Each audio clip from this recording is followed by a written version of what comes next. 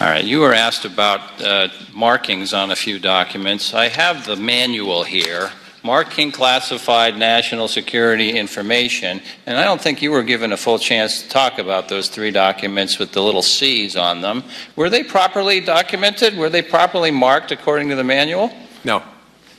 According to the manual, and I ask unanimous consent to enter this into the record, Mr. Chairman. Without objection, so ordered. According to the manual, if you're going to classify something, there has to be a header on the document, right?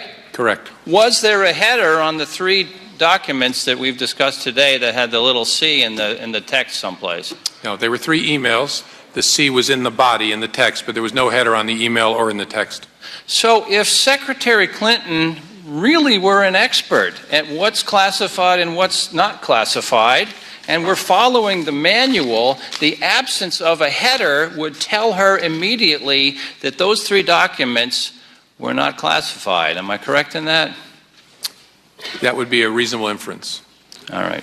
I thank you for your testimony, Director. I yield back.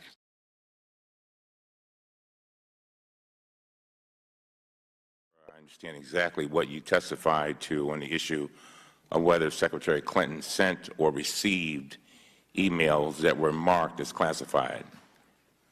On Tuesday, you stated, and I quote, only a very small number of the emails containing classified information bore markings indicating the presence of classified information, end of quote.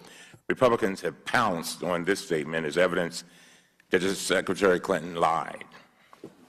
But today, we learned some significant new facts. First, you clarified that you were talking about only 3 emails out of 30,000. Is that right? 3, yes. 3 out of 30,000. Is that right? Yes, at least 30,000. At least 30,000.